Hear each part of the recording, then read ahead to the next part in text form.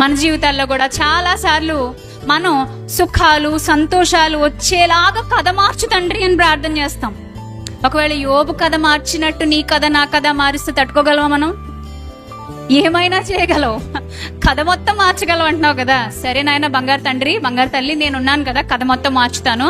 మరి యోబుకి కథ ఇలా మార్చేశాను. ఎలా మార్చేశాడు దేవుడు యోబు కథ? యోబు కథ స్టార్టింగ్ లో ఎలా ఉందో తెలుసా అండి? అద్భుతమైన, చాలా గొప్ప ధనవంతుడు. ఆయన చెయ్యి ఇలాగే ఉండేది తప్ప ఇప్పుడు ఇలా లేదు. ఆయన అందరికీ హెల్ప్ చేస్తూనే ఉన్నాడు. ఆయన దిక్కులేని వాళ్ళని ఆదరించాడు, అనాథ పిల్లల్ని ఆదరించాడు, అనేకుల్ని హత్తుకున్నాడు. తన కుమారులు కుమార్తెల విషయంలో కూడా ఒక యాజకుడు పని తీసుకున్నాడు, ఒక యాజకుడు బాధ్యత తీసుకున్నాడు.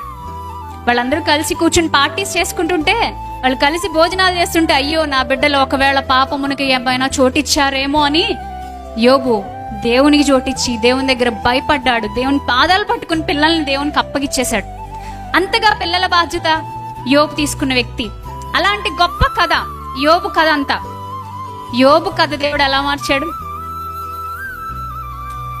ఇప్పుడు ఏదైనా చేయగలవు ప్రభా నువ్వు అని ఆలోచించి ఆశపడే వాళ్ళందరూ యోబు కథ దేవుడు మార్చినట్లుగా ఒకవేళ నీ జీవితంలో నా జీవితంలో దేవుడు మారిస్తే, ఆయనే మన దగ్గరికి వచ్చి ఇన్వాల్వ్ అయి కార్యాలు చేస్తుంటే యాక్సెప్ట్ చేయగలమా?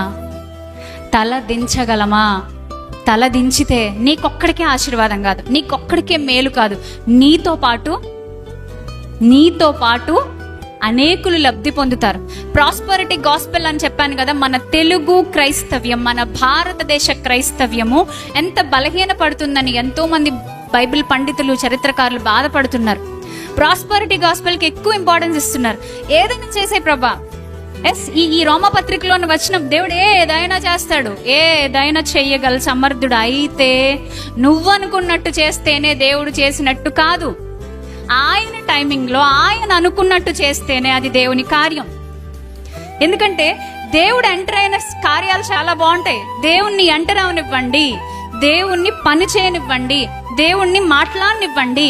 దేవుడు మీతో మాట్లాడతాడు, దేవుడు మీ ద్వారా మాట్లాడతారు. మీరు మాత్రమే లబ్ధి పొందేది ఆశీర్వాదం ఎప్పటికీ కాదు.